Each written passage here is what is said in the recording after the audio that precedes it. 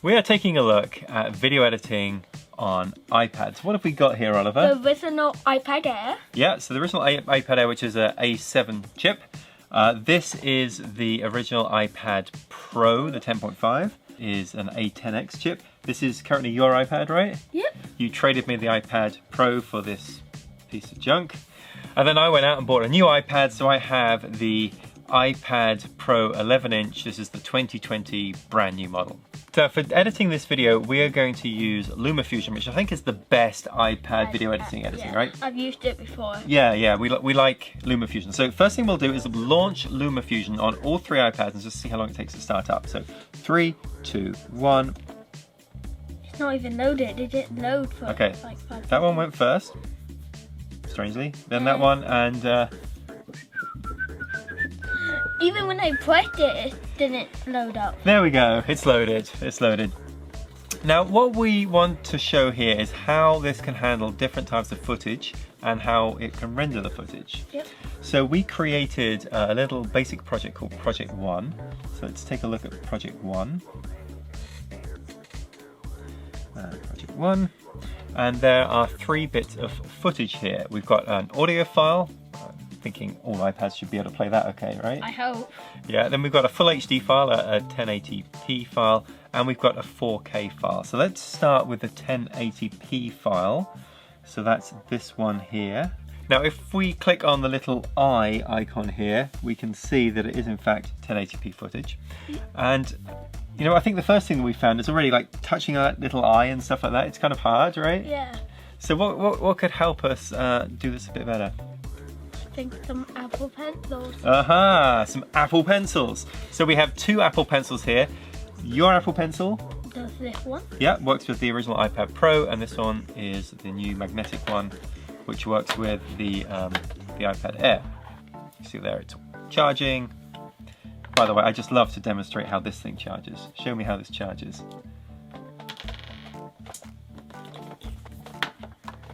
Good, good. Okay, we're charging.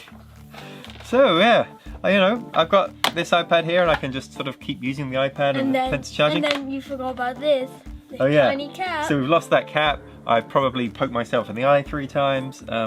Yeah, definitely prefer the new Apple Pencil.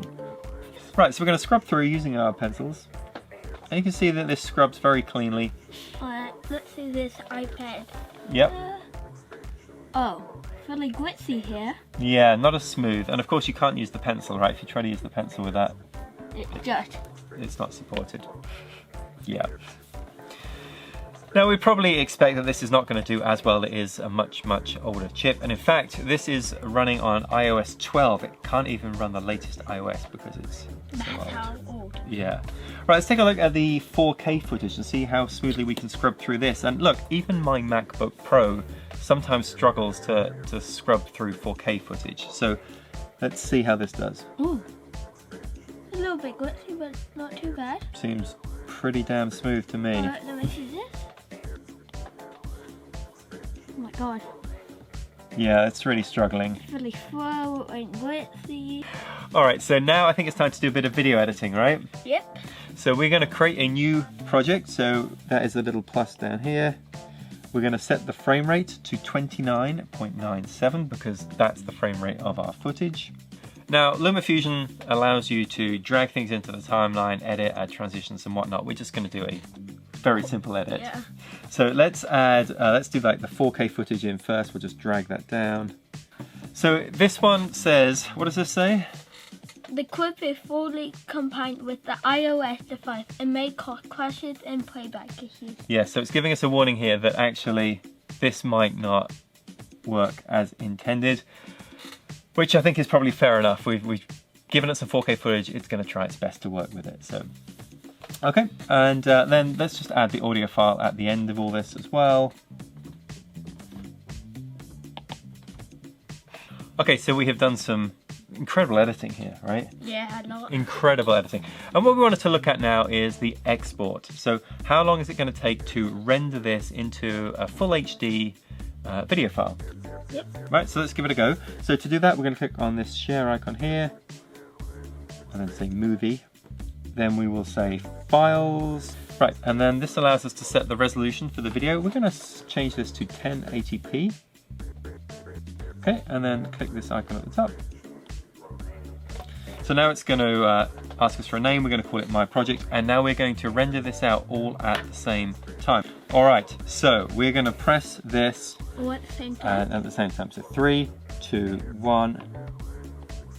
I did that one a little slower. Okay, so this is rendering away now, and what this is showing us is actually how many seconds and minutes of footage it's rendered so far. So we can see here this is rendered 35, 36, 37, 38 seconds. Oh wow. Now interestingly, This one going faster. the older iPad Pro is rendering faster than this one. And this one. This guy, We not don't so talk much. about this guy. But this is very interesting because there is no way that this should be running faster.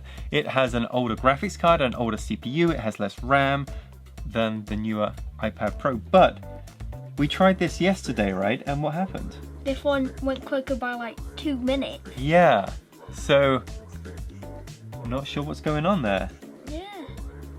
So we'll see how long this takes. Well, we're nearly at the end of the rendering now. It's been, what, less than 4 minutes, and this has nearly rendered a 13-minute movie already, and it's well ahead of the newer iPad Pro. Almost 2 minutes ahead. That's a difficult one to explain. Now So there you go. it's done? It's rendered it. We're going to save it into the video folder there. Okay, this one is now coming up to being done at 3 minutes and 40 seconds, so it's about 30 seconds behind. Save that to video.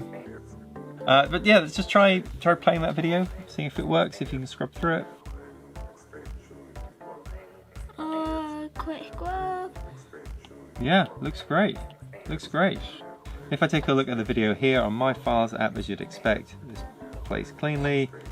We've basically rendered and edited a video file on the iPad there, and I think it's a really good experience, right? The thing is, if you have an older iPad like this, I think it's totally fine to use it. Yep. In fact, it's probably better than the iPad Pro in this test at least. I think we should wait to see what this does. Yeah, If it glitches. very curious to see if this one works.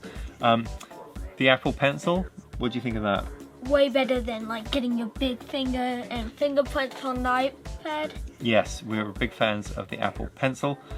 We're gonna hold off here now and wait for this guy to render. Let's see how long it takes. Well, how are we doing, Oliver?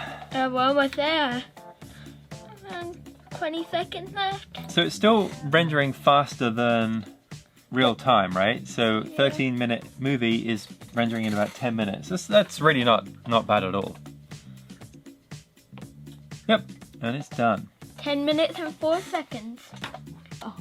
It doesn't scrub plainly, but it's rendered. It has rendered a 1080p file, and it did it 13-minute file in 10 minutes. So I think the user experience is nowhere near as smooth on that one, and it doesn't support the Apple Pencil, which we really like. But even if you have an older iPad, even one that is no longer supported by iOS 13, I think it's a viable option for video editing. Yep. Well, what do you make of all this, Oliver? Which iPad would you pick? I would pick that one. It looks like it downloads quicker. The video looks more smooth, and it comes with the Apple Pencil. Did you want to swap iPads?